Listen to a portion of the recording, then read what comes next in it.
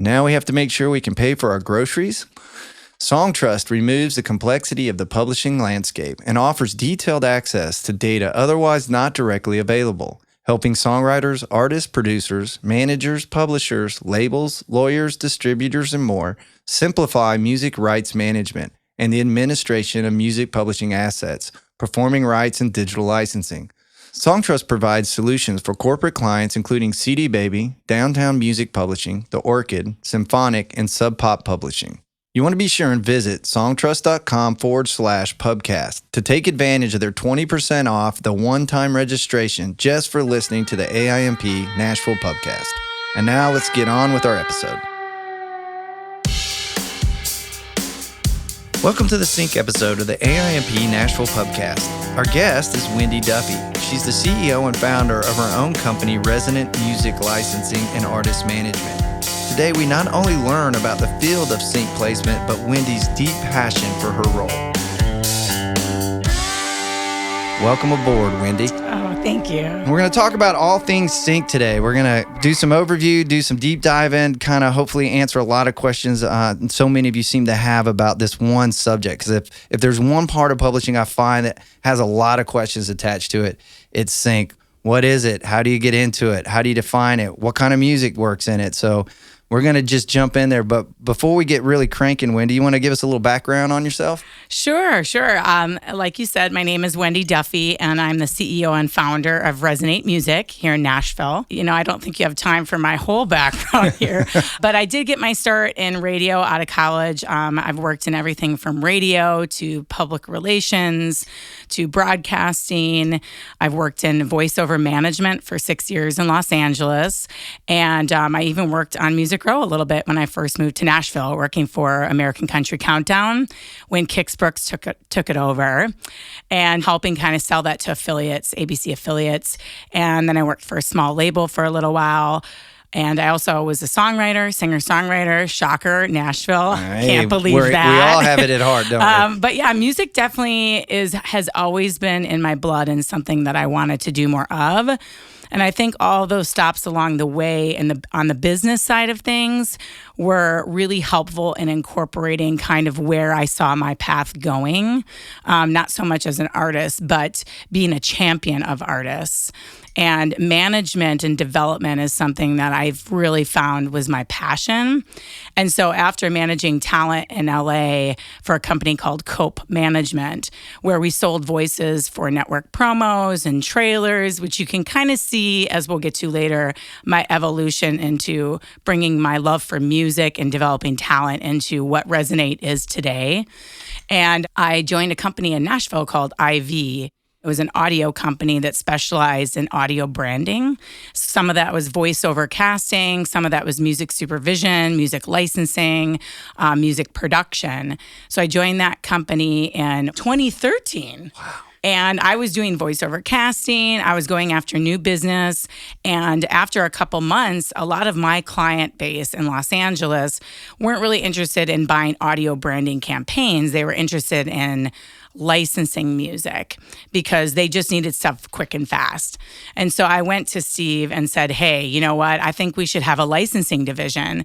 And Steve was very busy doing consultancy and things like that as well, audio consultancy and helping brands develop their sound from basically the inception of a campaign versus at the end, you know?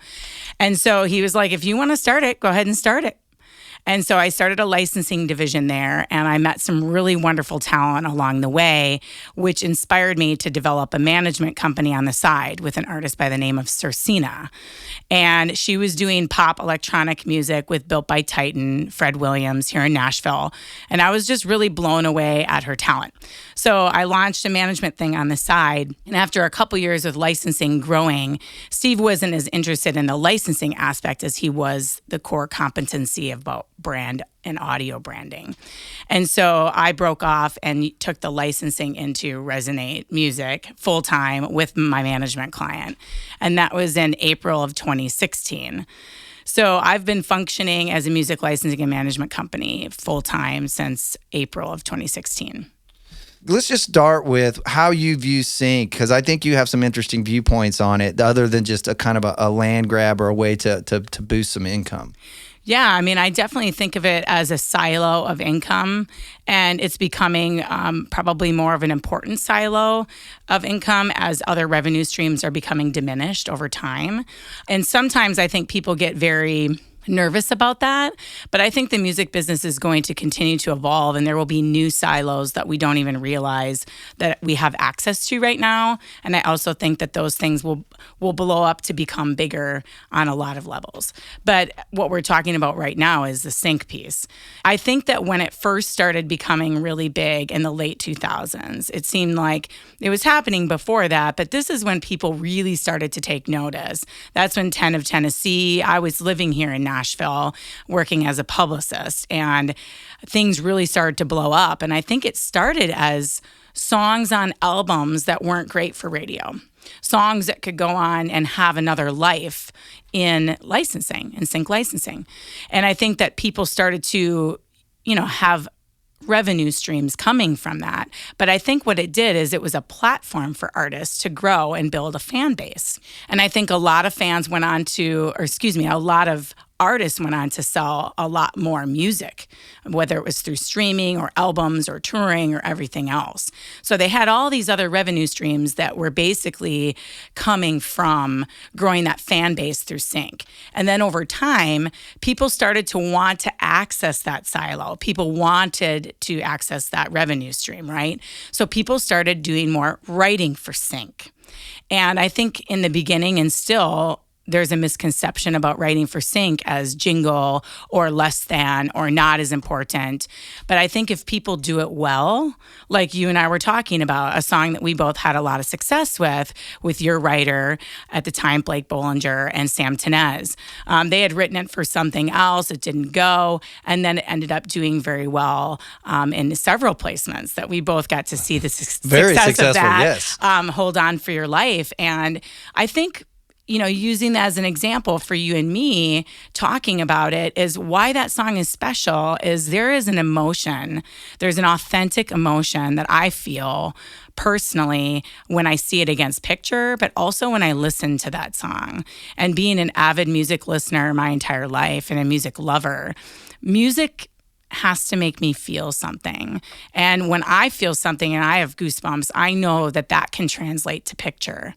So I feel like right then is when you have something special. Is this a universal message? And I think you can go back to even the Beatles. I mean, so much of the Beatles catalog from a universal thematic standpoint is sync, is good for sync because it's a universal message.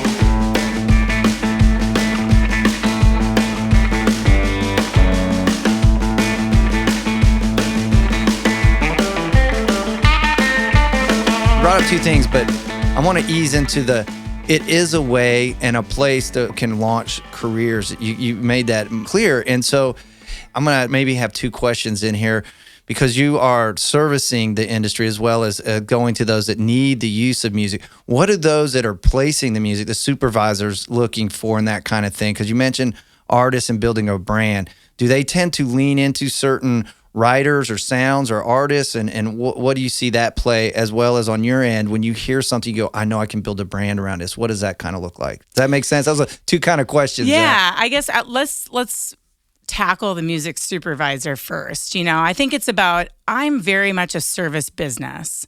So I'm not as much in the business of acquisition or ownership. I'm a service business. So very much like a management company or a PR firm or something like that. But it's geared toward development of artists as well.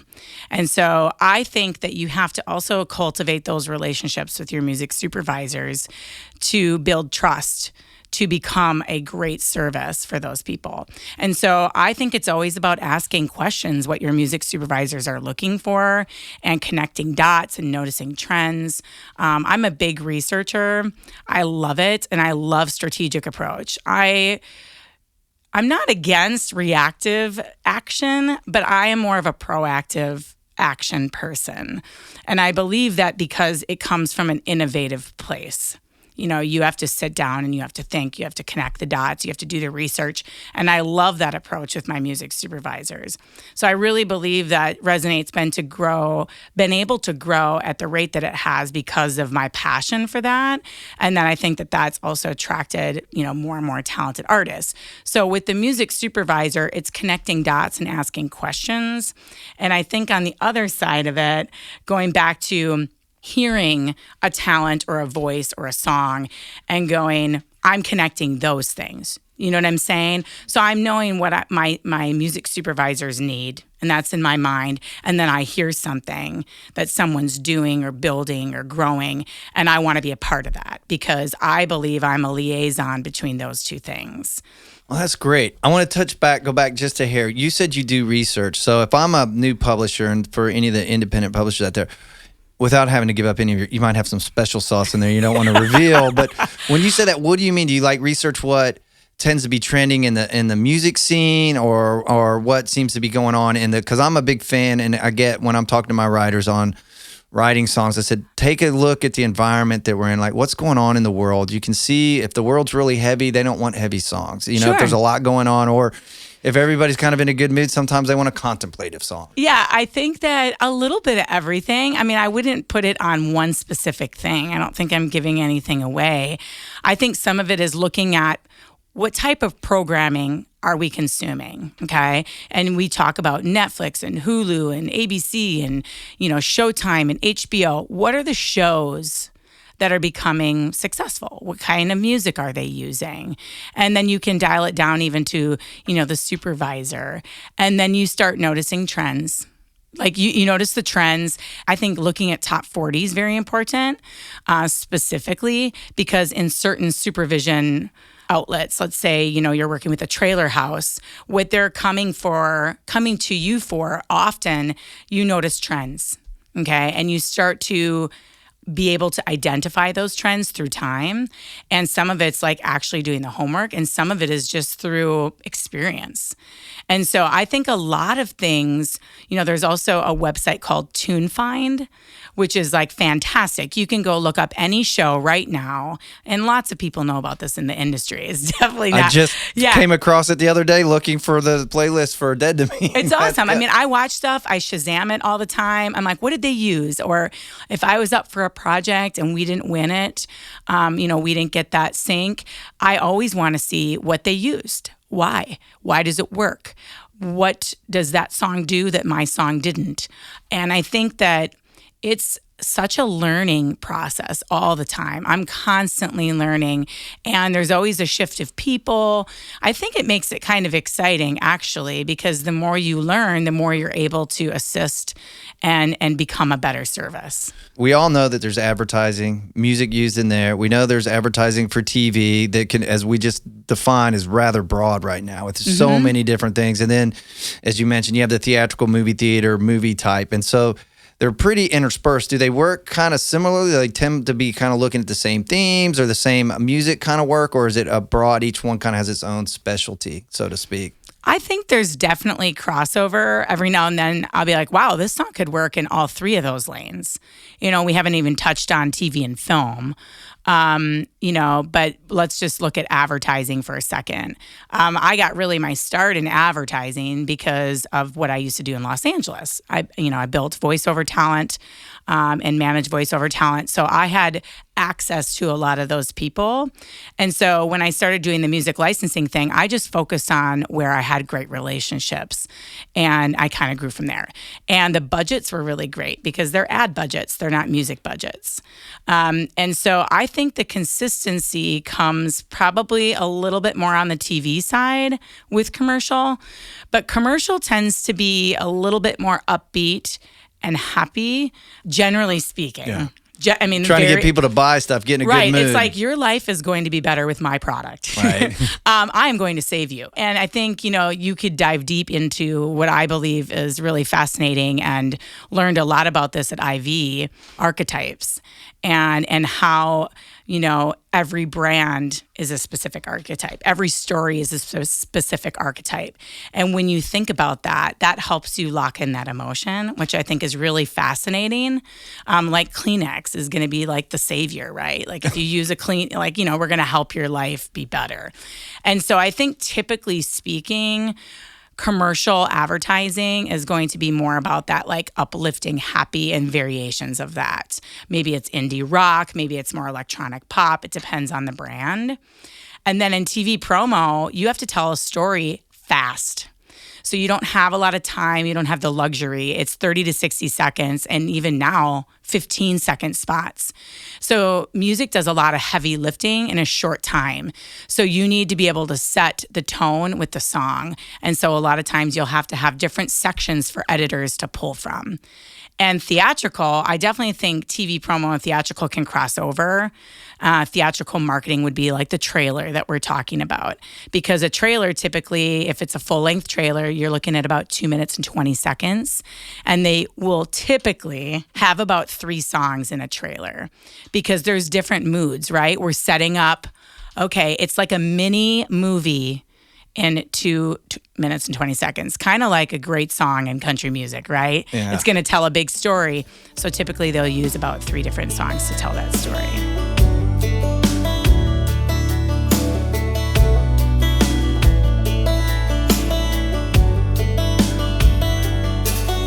There's a lot that goes into pitching songs in the sync world. And one of the things I've learned in my history is that the users, the music supervisors, and the people that want to use our music have certain needs involved here, like ownership, clearance, certain, it needs to be easy for them. Can we touch on just a little bit of that? Is if somebody's wanting to get into this market and try to start working and pitching film and TV, what are some of the really important basic things they should know when they're sending songs to music supervisors? I'll explain in an example. Sure. I've sent a song, and then I didn't realize when I sent that song, the guy that was singing the lead vocal on that song actually had a record deal. And so when they came back, I had to go get that cleared. And then it's not as much of a problem anymore, but and sometimes when we do demos here in Nashville, this is Nashville specific question, and you use session musicians, was that a master? Or if it wasn't, you got to upgrade the demo to make sure it's cleared. So when they get it, that everything's groovy. So I'm talking more of the that kind of stuff. Let's talk tech talk. Tech talk. Tech talk. Yes, it needs to be mastered. Believe it or not, I've heard that before. Will this demo work? No, it will not. In most cases, it will not. Making sure that you have files printed ahead of time, making sure you have the splits worked out, like you and I are talking about. Who owns the master? Who owns the publishing? What are the splits? What are the percentages? Same thing. And so making sure that's ironed out, making sure you have an instrumental mastered. And if you can take it a step further, having TV mixes, which is basically an instrumental with background vocals, like non-lyrical vocals, like oohs or ahs or hey, that kind of stuff. People love that. And then also an a cappella mix is great to have on hand. And even a step further, if I was telling you to be very prepared, is if you know you're going to be pitching this for sync, make sure that your producer has printed out all the separate stem files, because for trailer and even a lot in television marketing, they want to have access to those stems because they may choose to ride something up or pull something down in a specific part of the trailer or promo. So you want to make sure you have that stuff because there's quick turnaround. Now that we've gotten through the technical side, I really want to touch it back into the artist development side, because you mentioned that this is a great vehicle and a way to grow artists and increase their leverage in the marketplace. So can you touch on how that looks for you? Let's kind of put it into 2 categories, like the developing artist and then also an artist that might be signed to a label where a label may have priorities for the album. Hey, we've got this single coming out. We want to push it for sync. A lot of times, I think it's about managing expectation when it comes to a label priority. And I know a lot of people that work at labels that are pushing songs for sync licensing. It's very challenging because you can't force sync.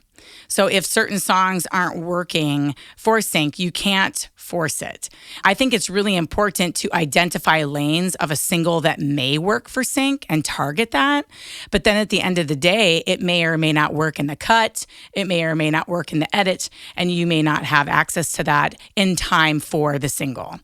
And time to have those things help leverage that single and the exposure of that single for promotion. Okay, so that's like the label side and the album side. Now let's look at the really exciting side. I love just it. lit up. I know.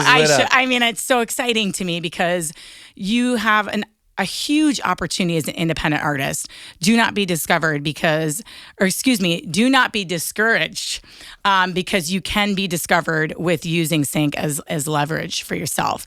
If it doesn't fit, let's say you go into a session and you write a song and you're really excited about this song, and you don't feel like it fits under your brand, but you've worked with a producer who's been releasing albums under his name, and it could go on his project and feature you. It's called the X. You've crossed sync and streaming together. Okay. And so, taking a hip hop artist and a pop artist and crossing it, having a DJ collaborator with another pop artist, crossing it. And I think you could also have that if there's a cinematic brand crossing with a pop artist or a pop artist crossing with a hip hop artist for sync. So that seems like a lot of information, but you have an opportunity as an independent artist to do whatever you want to. And so look at who you're writing with, why you're writing, what's the purpose, what's the intention. If it's for your project, make sure that you are going to have a plan for that song. If that song is going to get placed in a big show, make sure that you are releasing it so people can Shazam it and stream it. We placed a song recently in a film. It was the opening credits of a film. And the two producers that worked on the song have a project that they're releasing with another artist that signed to a publishing deal. And within 2 weeks, just from that placement in the film, they had 250,000 streams on Spotify. Wow. Now, what if you never released that song? Then you didn't have the audience. What if in a month or two you have 1 million streams and you own the master and everything's yours? Why would you let that song sit in a library that's only making you money on a short-term money grab? It's very short-sighted. And a lot of these independent artists don't have managers. They're not thinking about the 360 approach on what they should be doing to release.